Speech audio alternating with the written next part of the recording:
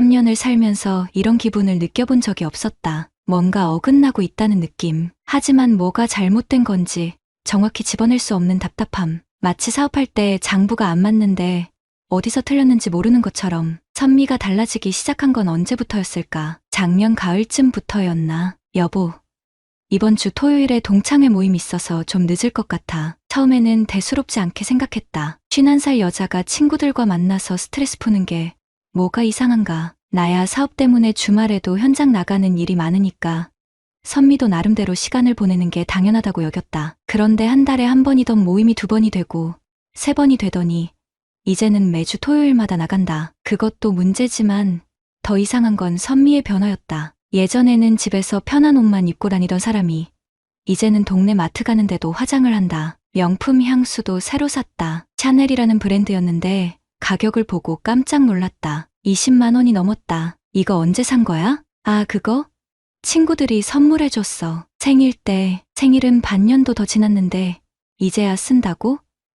말이 안 됐지만 더 묻지는 않았다. 나는 원래 말이 없는 편이다. 의심스러워도 확실하지 않으면 함부로 입에 담지 않는다. 하지만 관찰은 했다. 토요일 오후가 되면 선미는 마치 데이트 나가는 20대 여자처럼 꾸민다. 머리는 새로 파마를 해서 볼륨을 살리고 화장은 평소보다 진하게 한다. 옷도 몸에 맞는 원피스나 블라우스를 골라 입는다. 51살 여자가 같은 또래 여자친구들 만나러 가는 차림치고는 너무 신경을 쓴다는 생각이 들었다. 그리고 귀가 시간도 점점 늦어졌다. 처음에는 저녁 8시쯤 들어왔는데 이제는 밤 10시, 11시까지도 안 들어온다. 오늘은 왜 이렇게 늦어? 아, 2차로 노래방 갔다가 3차로 또 갔어. 오랜만에 만나니까 할 얘기가 너무 많더라. 그럴 때마다 선미는 술 냄새를 풍겼다. 맥주 냄새였다. 선미가 맥주를 좋아하지 않는다는 걸 나는 안다. 결혼 20년 넘게 살면서 집에서 맥주 마시는 모습을 본 적이 거의 없다. 그런데 동창회에서는 맥주를 마신다고?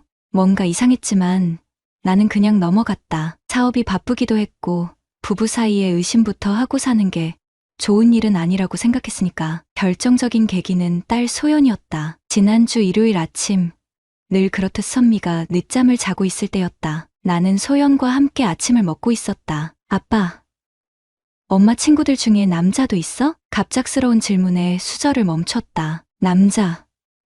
왜? 어제 엄마가 전화 받는 소리를 들었는데 목소리가 남자 같았어. 그것도 젊은 남자. 소연은 26살이다. 목소리만 들어도 또래인지 아닌지 구분할 수 있을 나이다. 뭐라고 하던데? 잘 안 들렸는데 오빠라고 부르는 것 같았어. 그리고 다음에 또 만나자는 말도 했고.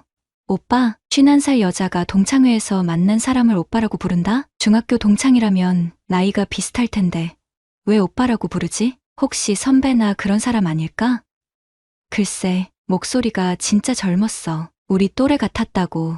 우리 또래, 즉 20대. 그 순간 뭔가 차가운 것이 등골을 타고 올라왔다. 이상하다고 생각했던 모든 것들이 하나의 그림으로 맞춰지기 시작했다. 주말마다 나가는 모임, 과도한 화장과 옷차림, 늦은 귀가 시간, 맥주 냄새, 그리고 젊은 남자의 목소리. 나는 아무 말 없이 아침을 마저 먹었다. 소연도 내 표정을 보고는 더 이상 묻지 않았다. 그날부터 나는 선미를 다시 보기 시작했다. 아니, 정확히는 관찰하기 시작했다. 월요일 아침, 선미가 샤워하는 동안 휴대폰을 확인해봤다. 잠금은 걸려 있었지만 카카오톡 미리 보기는 볼 수 있었다. 누나, 어제 정말 고마웠어요. 다음 주도 기다릴게요.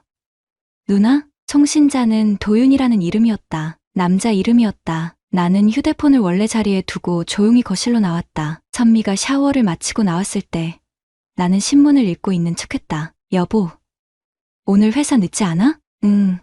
조금 일찍 나가려고. 평소와 다를 바 없는 대화였다. 하지만 내 머릿속은 복잡했다. 20년 넘게 함께 산 아내가 다른 남자, 그것도 20대 남자와 연락을 주고받고 있다는 사실이 믿어지지 않았다. 하지만 부정할 수 없는 증거였다. 그날 오후 나는 오랜만에 일찍 집에 들어갔다. 선미는 거실에서 TV를 보고 있었다. 예능 프로그램이었는데 젊은 가수들이 나와서 노래하고 있었다. 요즘 젊은 애들 노래도 좋네. 선미가 말했다. 예전에는 요새 가수들은 뭔지 모르겠다고 했던 사람이. 나는 소파에 앉아 선미를 바라봤다. 51살이지만 관리를 잘해서 40대 후반으로 보였다. 몸매도 나쁘지 않았고 화장을 하면 여전히 예뻤다. 하지만 지금 내 눈에는 다르게 보였다. 20대 남자에게 누나라고 불리며 만나는 여자로. 선미야.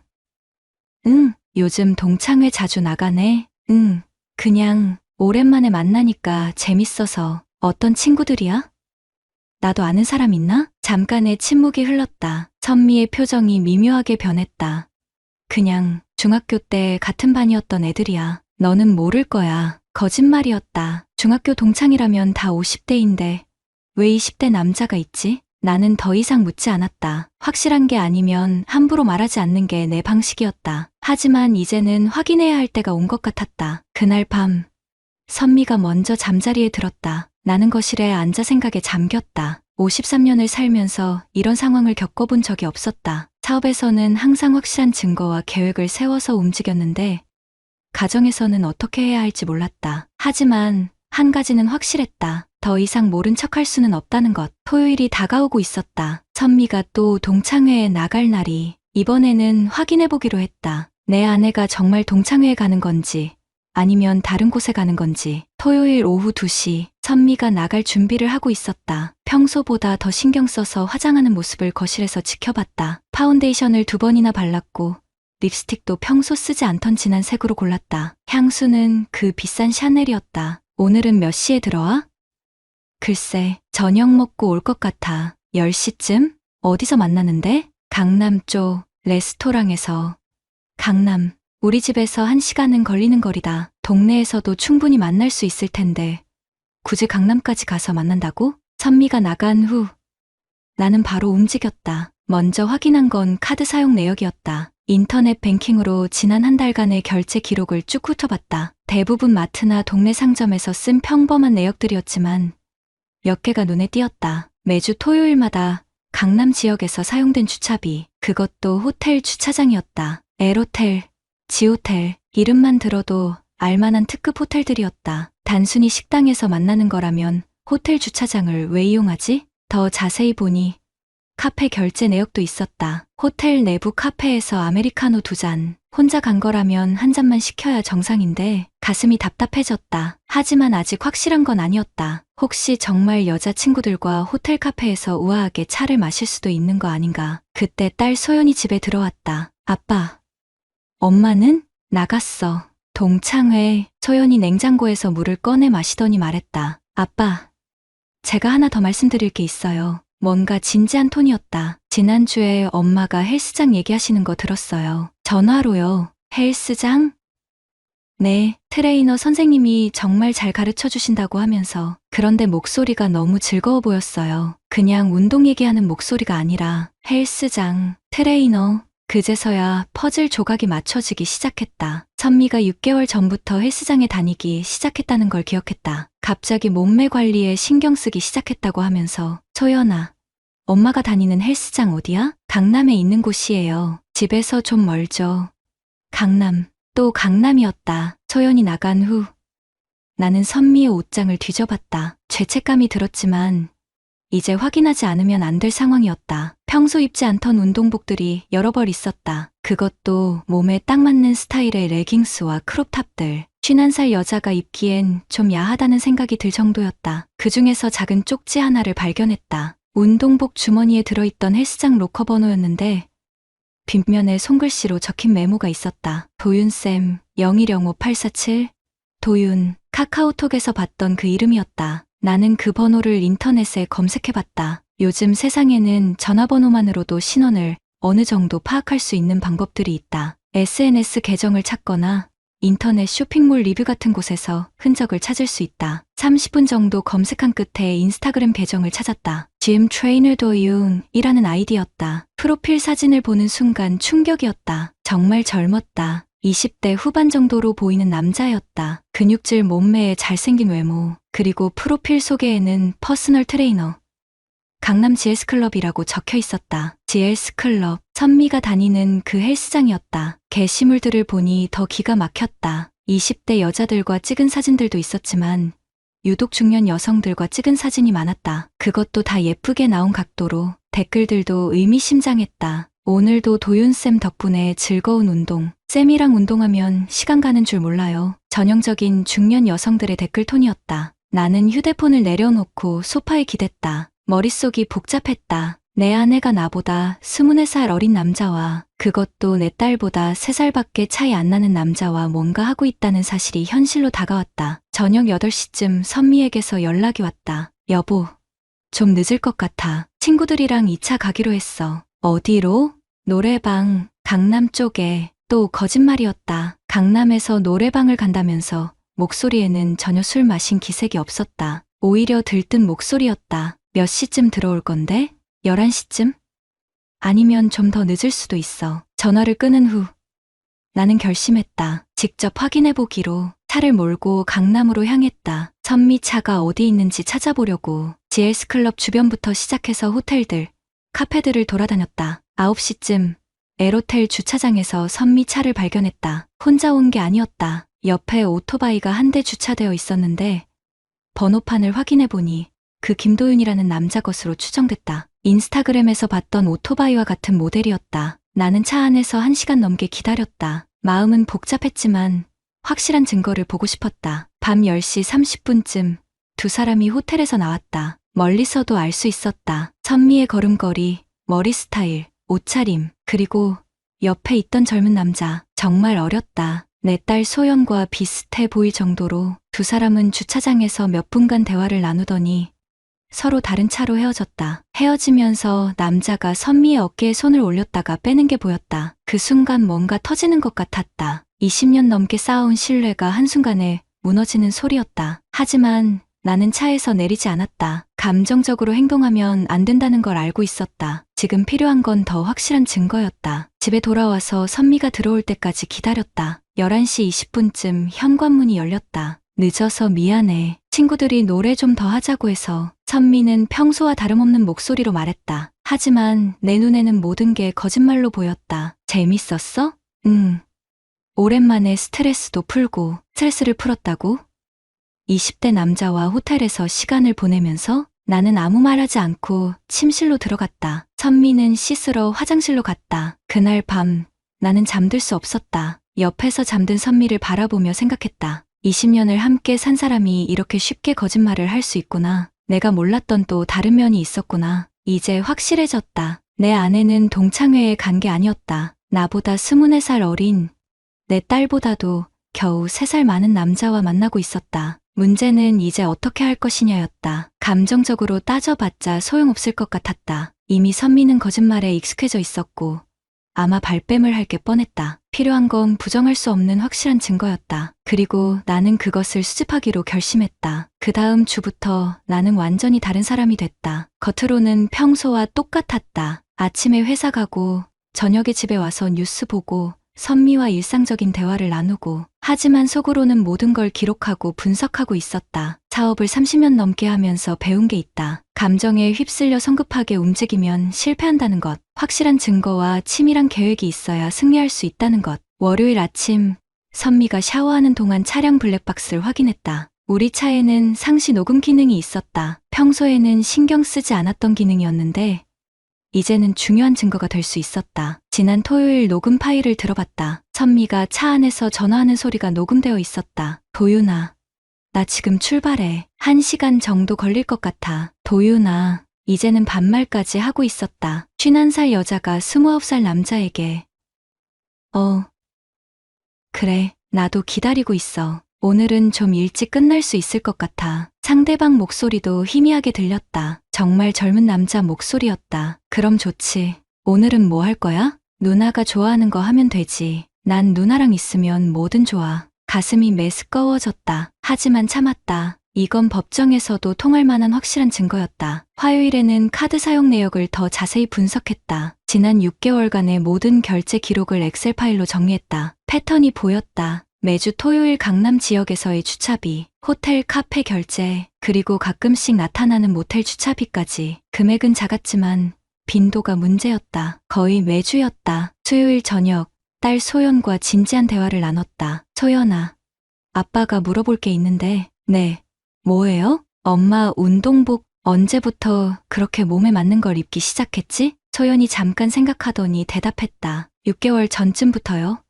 헬스장 다니기 시작하면서. 그런데 아빠, 왜 갑자기?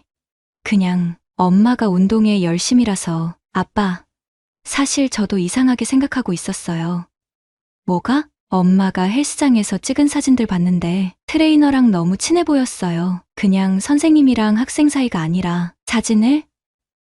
네, 엄마 휴대폰에서 우연히 봤어요. 둘이서 운동하는 사진도 있고 카페에서 찍은 것도 있고 카페에서 찍은 사진까지, 이제는 아무렇지도 않게 기념사진까지 찍고 있다는 얘기였다. 그 트레이너 어떻게 생겼던데? 젊어 보였어요. 잘생기긴 했는데 나이가 저랑 비슷해 보였어요. 내 딸과 비슷한 나이. 그 말이 가슴에 박혔다. 목요일에는 직접 헬스클럽에 가봤다. 선미가 운동하는 시간에 맞춰서 근처 카페에서 지켜봤다. 오후 2시쯤 선미가 헬스장에서 나왔다. 그리고 바로 옆에서 젊은 남자가 함께 나왔다. 인스타그램에서 봤던 그 김도윤이었다. 두 사람은 헬스장 앞 카페로 들어갔다. 창가 자리에 앉아서 커피를 마시며 대화를 나누는 모습이 보였다. 51살 여자와 29살 남자, 22살 차이. 모자 관계로 봐도 이상하지 않을 나이 차이였다. 하지만 그들의 모습은 모자가 아니었다. 선미는 평소 집에서 보여주지 않던 밝은 표정을 하고 있었고 김도윤은 선미의 말에 집중하며 웃고 있었다. 30분 정도 카페에 있다가 두 사람은 헤어졌다. 선미는 차로 갔고 김도윤은 오토바이를 타고 사라졌다. 나는 그 장면을 휴대폰으로 촬영했다. 증거용이었다. 금요일 밤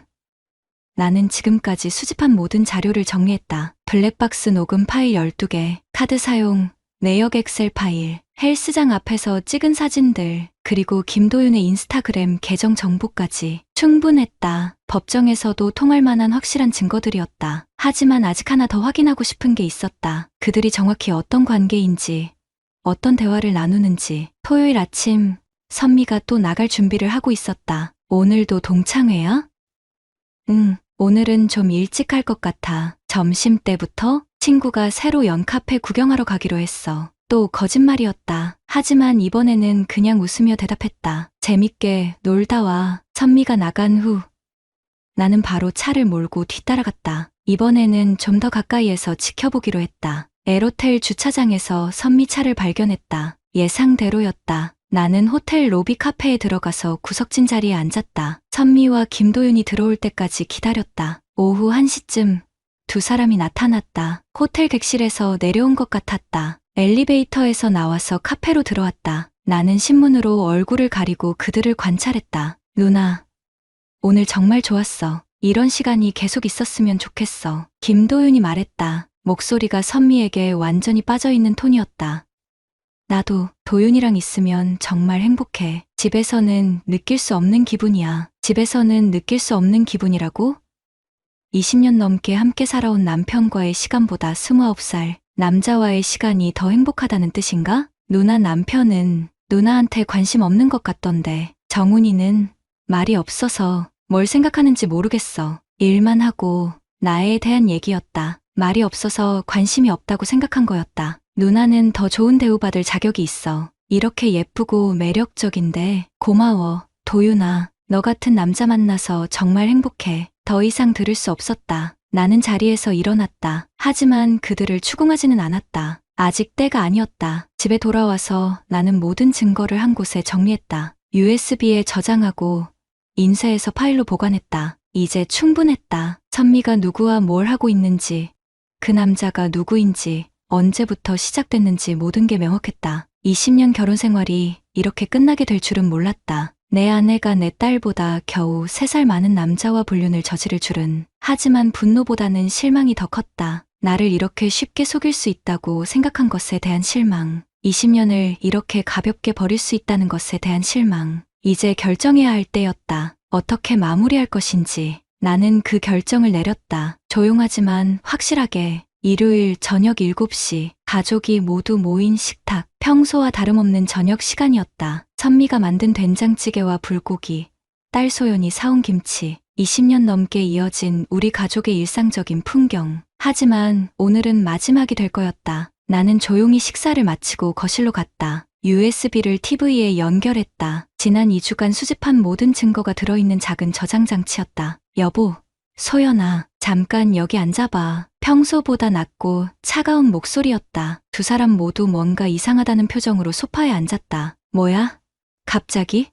무슨 중요한 얘기라도 있어? 선미가 웃으며 물었다. 아직 아무것도 모르는 표정이었다. 나는 리모컨을 들고 첫 번째 파일을 재생했다. 블랙박스에서 추출한 음성 파일이었다. 도윤아, 나 지금 출발해. 1시간 정도 걸릴 것 같아. TV 스피커에서 선미의 목소리가 흘러나왔다. 선미의 얼굴이 순간 새하얘졌다. 그래, 나도 기다리고 있어. 오늘은 좀 일찍 끝날 수 있을 것 같아. 김도윤의 목소리가 이어졌다. 젊은 남자의 목소리였다. 소연이 엄마를 바라봤다. 눈이 커져 있었다. 엄마, 이게 뭐예요? 선미는 아무 말도 하지 못했다. 입술만 파르르 떨고 있었다. 나는 두 번째 파일을 재생했다. 누나가 좋아하는 거 하면 되지. 난 누나랑 있으면 뭐든 좋아. 도윤아, 고마워. 너 같은 남자 만나서 정말 행복해. 이번에는 호텔 카페에서 몰래 녹음한 파일이었다. 선미의 목소리가 평소와 완전히 달랐다. 달콤하고 부드러운 톤이었다. 딸 소연이 손으로 입을 막았다. 엄마, 설마, 선미야. 나는 처음으로 입을 열었다. 20년 만에 아내를 이름으로 불렀다. 김도윤이라는 남자가 누구야? 여보. 이건 29살 헬스 트레이너. 너보다 22살 어린 남자. 맞지? 선미가 고개를 떨어뜨렸다. 더 이상 변명할 수 없다는 표정이었다. 나는 세 번째 파일을 재생했다. 이번에는 사진들이었다. 헬스장 앞에서 함께 나오는 모습, 카페에서 마주 앉아 있는 모습, 호텔 주차장에서 헤어지는 모습까지. 6개월 동안 매주 토요일마다 만났구나. 동창회가 아니라. 아빠, 소연이 떨리는 목소리로 말했다. 엄마가 정말 그런 거예요? 선미가 딸을 바라봤다. 눈물이 고여 있었다. 소연아, 엄마가 잠깐 정신을 잃었어. 잠깐? 나는 카드 사용 내역을 화면에 띄웠다. 6개월이 잠깐이야? 호텔 주차비, 카페 결제, 모텔 이용료까지 다 기록되어 있어. 선미가 무너졌다. 소파에 털썩 주저앉으며 울기 시작했다. 미안해. 정말 미안해. 뭐가 미안한데? 나는 차가운 목소리로 물었다. 20년 결혼 생활을 이렇게 가볍게 버린 게 미안해. 아니면 들킨 게 미안해? 여보, 제발 한 번만 용서해줘. 내가 정말 잘못했어. 용서? 나는 냉소를 흘렸다. 내가 내 딸보다 3살밖에 많지 않은 남자랑 호텔에서 뭘 했는지 알면서 용서를 바라? 소연이 엄마를 바라보며 말했다. 엄마, 정말 실망이에요. 어떻게 이럴 수가 있어요? 26살 딸이 50살 엄마에게 하는 말이었다. 평소 예의 바른 소연이 이렇게 직설적으로 말하는 건 처음이었다. 소연아, 엄마도 사람이야. 실수할 수 있어. 실수가 6개월 동안 계속되나요? 그것도 제 또래 남자랑? 소연의 목소리에 분노가 섞여 있었다. 아빠가 얼마나 성실하게 사셨는데, 새벽부터 밤늦게까지 일하시면서 우리 가족 챙기셨는데, 이게 아빠한테 해줄 일이에요? 선미가 더 큰 소리로 울기 시작했다. 내가 외로웠어. 아빠는 항상 바쁘고, 대화도 없고. 대화가 없다고? 나는 처음으로 목소리를 높였다. 20년 동안 내가 뭘 했는데? 내가 미용실 하고 싶다고 할 때 전세금까지 빼서 자금 마련해 준 게 대화가 아니야? 소연이 대학 보낼 때까지 주말도 반납하고 일한 게 관심이 아니야? 그게 아니라 그럼 뭐야? 내가 29살 남자처럼 달콤한 말로 내 기분 맞춰줬어야 해? 선미가 아무 말도 하지 못했다. 나는 마지막 파일을 재생했다. 지난주 호텔 카페에서 녹음한 대화였다. 누나 남편은 누나한테 관심 없는 것 같던데 정훈이는 말이 없어서 뭘 생각하는지 모르겠어. 일만 하고. 선미가 김도윤에게 나에 대해 이야기하는 내용이었다. 누나는 더 좋은 대우받을 자격이 있어. 이렇게 예쁘고 매력적인데. 소연이 화면을 보며 고개를 저었다. 엄마, 어떻게 아빠 뒷담화를 그런 남자한테. 나는 TV를 껐다. 모든 증거를 다 보여줬다. 선미야, 이제 선택해. 선택? 이혼할 거야. 아니면 그 남자와 헤어질 거야. 선미가 나를 바라봤다. 애원하는 표정이었다. 여보, 제발 다시 한 번만. 다시 한 번은 없어. 나는 단호하게 말했다. 내일 변호사 사무실 가자. 이혼 서류 준비할 거야. 아빠, 소연이 내 팔을 잡았다. 정말 이혼하실 거예요? 그래, 이미 결정했어. 선미가 무릎을 꿇고 매달렸다. 여보, 안 돼. 우리 가족이 이렇게 끝날 순 없어. 가족? 나는 차가운 시선으로 선미를 내려다봤다. 6개월 동안 다른 남자와 호텔에 다니면서 가족 생각은 했어? 더 이상 할 말이 없었다. 나는 자리에서 일어났다. 내일 오전 10시에 법무법인 정의로 와. 주소는 문자로 보낼게. 여보, 선미가 뒤에서 불렀지만 돌아보지 않았다. 그날 밤 나는 잠들 수 없었다. 20년 결혼 생활이 이렇게 끝나게 될 줄은 몰랐다. 하지만 후회는 없었다. 잘못한 사람이 대가를 치러야 한다는 게 내 신념이었다. 29살 남자와의 불륜, 6개월간의 거짓말, 가족에 대한 배신, 이 모든 걸 그냥 넘어갈 수는 없었다. 이제 시작이었다. 3개월이 지났다. 이혼 소송과 상간자 위자료 청구 소송이 동시에 진행됐다. 변호사는 처음부터 확신에 차 있었다. 이 정도 증거면 99% 승소입니다. 블랙박스 녹음, 사진, 카드 사용 내역까지 반박할 여지가 없어요. 실제로 그랬다. 첫 번째 변론기일에서 김도윤 측 변호사는 아무런 반박을 하지 못했다. 선미도 마찬가지였다. 증거가 너무 명확했다. 피고 김도윤은 원고가 기혼자임을 알면서도 6개월간 지속적으로 불륜관계를 유지했습니다. 피고 서선미는 20년 혼인관계를 일방적으로 파탄시켰습니다. 변호사의 말이 법정에 울려 퍼질 때 나는 묘한 안도감을 느꼈다. 드디어 진실이 공식적으로 인정받는 순간이었다. 김도윤은 법정에서 계속 고개를 숙이고 있었다. 29살이라는 나이가 실감났다. 아직 철없는 청년이었다. 하지만 철없다고 해서 책임이 없어지는 건 아니었다. 선미는 더 처참했다. 51살 여자가 공개적으로 불륜 사실을 인정당하는 상황. 자존심이 상할 만했다. 하지만 그것도 자업자득이었다. 판결일. 피고 김도윤은 원고에게 위자료 3,500만 원을 지급하라. 피고 서선미와의 이혼을 인용하며 재산분할은 7대3으로 원고에게 유리하게 한다. 예상했던 결과였다. 하지만 실제로 판결문을 듣는 순간에는 뭔가 복잡한 감정이 들었다. 20년 결혼 생활이 이렇게 법정에서 끝나게 될 줄은 몰랐다. 판결 후 김도윤이 나에게 다가왔다. 죄송합니다. 정말 죄송합니다. 29살 남자가 53살 남자에게 사과하는 모습. 우스웠지만 동시에 씁쓸했다. 사과는 너 혼자 할 일이 아니야. 내 행동 때문에 피해본 사람들이 얼마나 많은지 알아? 김도윤에게도 가족이 있었다. 부모님과 여자친구까지. 이 일이 알려지면서 모든 관계가 엉망이 됐을 거였다. 앞으로 이런 일 없을 거지? 네, 다시는. 그 이후로 김도윤의 소식은 들리지 않았다. 헬스장도 그만뒀다는 얘기만 들었다. 선미는 판결 다음 날 친정으로 내려갔다. 51살에 다시 친정살이를 하게 된 것이다. 마지막으로 만났을 때 그녀가 한 말이 기억난다. 미안해, 정훈아. 내가 정말 잘못했어. 처음으로 진심으로 사과하는 것 같았다. 하지만 이미 늦었다. 20년을 이렇게 끝내게 돼서 나도 아쉬워. 하지만 돌이킬 수는 없어. 혹시 나중에라도. 없어. 다시는 연락하지 마. 단호하게 선을 그었다. 망설이면 안 된다는 걸 알고 있었다. 가장 큰 변화는 딸 소연과의 관계였다. 아빠, 정말 잘하셨어요. 소연은 처음부터 내 편이었다. 엄마의 불륜을 더 용납할 수 없어 했다. 26살인 제가 봐도 말이 안 되는 일이었어요. 어떻게 제 또래 남자랑. 소연아, 엄마 욕은 하지 마. 아빠는 정말 대인배세요. 저였으면 더 화났을 거예요. 이혼 후 소연과 나는 더 가까워졌다. 주말에는 함께 등산도 가고 영화도 보고 20년 넘게 놓쳤던 아버지와 딸의 시간을 되찾는 기분이었다. 아빠, 새로 만날 분 생각은 없으세요? 아직은.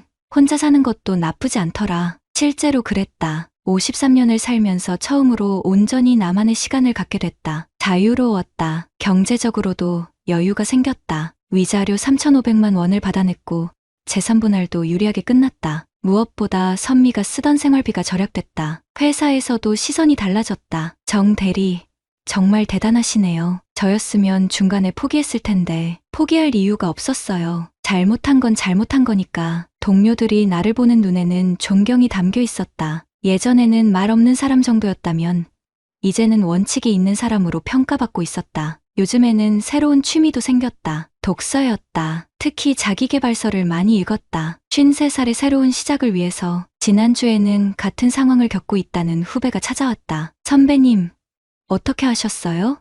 저도 아내가 그에게 조언했다. 감정적으로 대응하지 말고 확실한 증거를 모으라고. 그리고 법적 절차를 통해 정당하게 해결하라고. 가장 중요한 건 자신을 지키는 거예요. 상대방이 잘못했다고 해서 당신까지 잘못된 방법을 쓰면 안 돼요. 후배는 내 조언을 듣고 체계적으로 대응하기 시작했다. 며칠 전 연락이 와서 좋은 결과를 얻었다고 했다. 그때 깨달았다. 내 경험이 다른 사람에게 도움이 될 수 있다는 것을. 온라인 커뮤니티에도 가끔 글을 올린다. 비슷한 상황에 처한 남성들에게 조언을 해주는 것이다. 잘못한 사람이 대가를 치르게 하세요. 그것이 정의입니다. 감정적으로 대응하지 마시고 법적 절차를 통해 해결하세요. 무엇보다 자신을 지키는 것이 중요합니다. 이런 댓글들이 달린다. 형님 글 보고 용기 얻었습니다. 저도 끝까지 가보겠습니다. 정말 시원한 결말이네요. 보람을 느꼈다. 어제 저녁 소영과 커피를 마시며 이야기했다. 아빠, 후회하지 않으세요? 후회?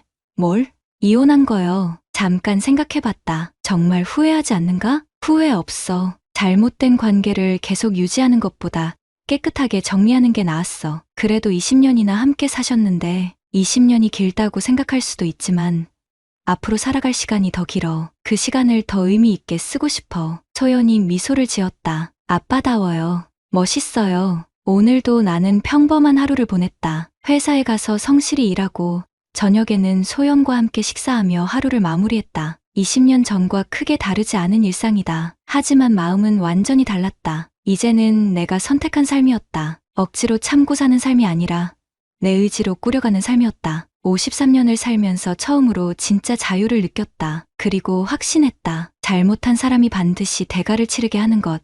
그것이 정의라는 걸.